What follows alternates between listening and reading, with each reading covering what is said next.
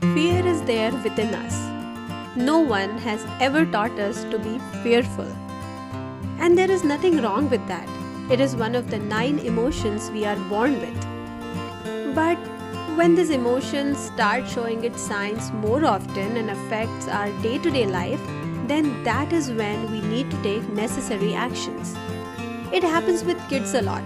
Quite often you must have heard them saying, "I'm so scared for my tomorrow's exam." We keep telling them not to worry. They'll be fine. But still, they are not able to relax their mind. And if by any chance their exam doesn't go very well, then it becomes a permanent feeling that I am not good at this subject and I will never be good at it. Before our child reaches this point, we should take care of it. But how? So let's talk about that today. How to help our kids to deal with their fear. Hi, I'm Alpana Dev and you are listening to Mother's Gurukul podcast, a place where I talk about various aspects of parenting and share my tips and tricks to make your parenting journey smooth and beautiful. I also talk about some motivational topics that will make your life easy. So let's learn together, let's grow together at Mother's Gurukul podcast. So first, let us understand fear. Fear can be situational and it can be psychological. Situational fear is a form of anxiety that occurs in response to a specific situation. This type of anxiety is common and can be normal. Psychological fear is anticipation based. There is no strong or concrete base for our thinking, but we anticipate the situation. And that feeling creates fear. It can happen to anyone.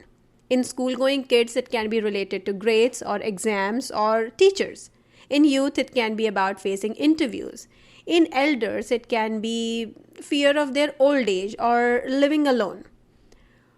Whatsoever the fear is, it can be managed with some self-help strategies. But in instances where your anxiety or fear becomes very distressing or interferes with your daily life, you may need professional treatment. Some studies show that up to 90% of children between the ages of 2 to 14 develop at least one specific fear, with fear of animals, the dark, or imaginary monsters or ghosts being among the top issues. Most of these fears diminish over time, but some are persistent. Some limit a child's development and opportunity.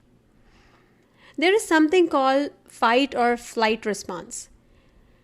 These feelings are connected to the fight and flight response, a physiological response that involves the release of neurochemicals to get the body ready to fight for its life or run for it.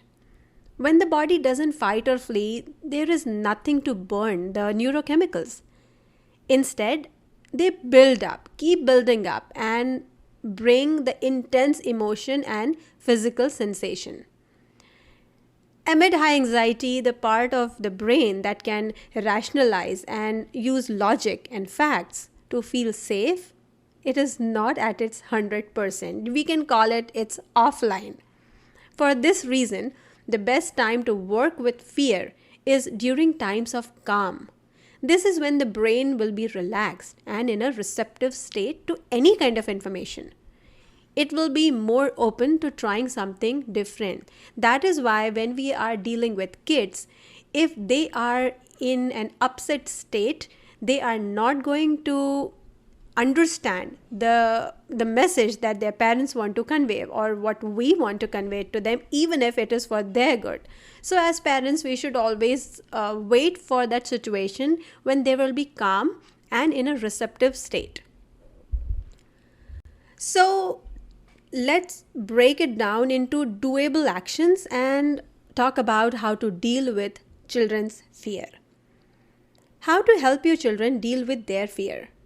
There are a couple of points that it's not a process, but there are a couple of points that we can do as self-help strategies at home once you start seeing signs of your child being fearful about something on several occasions. Few of them are like, don't lie about your own fear. Validate your child's feelings by acknowledging it. Never put a child down for their fear. Touch therapy.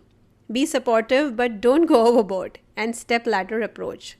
So let's talk about one by one. Let's start with don't lie about your own fears. Children see their parents as their superheroes. According to them, their parents cannot be scared of anything. So there is no harm in accepting our fears. We all are human beings.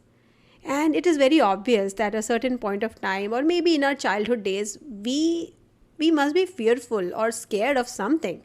Accept it. But at the same time, also add that you are working on it. This will assure the child that fear is natural and it can happen at any age, but working on it is important. Second is validate your child's feelings by acknowledging it. Our child's fear may not be a big deal to us, but for them it is. Ignoring their feelings means not giving due respect to what they feel.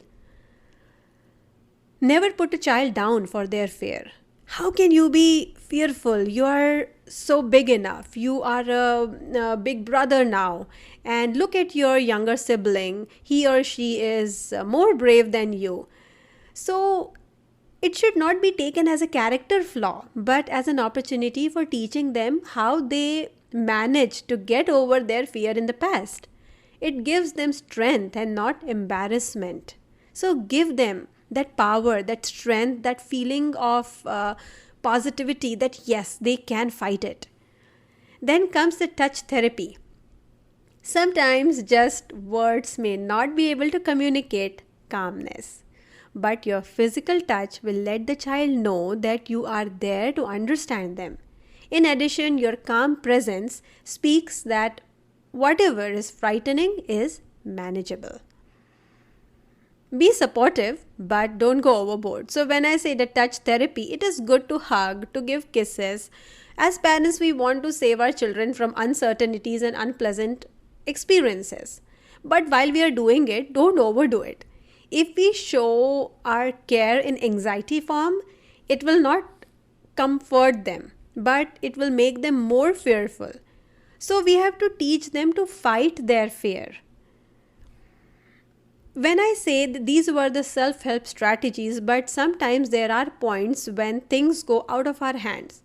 And in such cases, taking or seeking professional guidance is very important. One such approach is step ladder approach. The step ladder approach is a step-by-step way of helping children with anxiety. This is a research-based anxiety treatment used by mental health professionals. But for doing this, one should have the proper knowledge, and it should not be done as a trial and error game. So, the main message that I want to convey in this episode is we want to help our kids manage the fear and not to be squeezed out of life because their anxiety is so intrusive. We want to teach them that life isn't so scary as it feels sometimes, and that they're amazingly resilient little beings with incredible ability to cope, even when they don't feel like it. Fear is a natural emotion. It is okay to be fearful, but it should not come in your way of success or development. It can happen at any point of time, but working on it is what matters. So if you like today's episode and if you want to check out what all is there on Mother's Gurukul podcast, then don't forget to check out other episodes on this show. And I would love to know your feedback. If you are joining me for the first time, then thank you for tuning in. And yes, do subscribe to the channel. If you are listening to this podcast on iTunes, then I'd request you to give your rating and reviews. And I would love to know what new topics you would want me to cover on this show. Please feel free to reach out to me through my social media handles, Alpana_Dev on Twitter, Alpana Bapat on Instagram, and Mother's Gurukul on Facebook. You can also email me at mothersgurukulpodcast@gmail.com.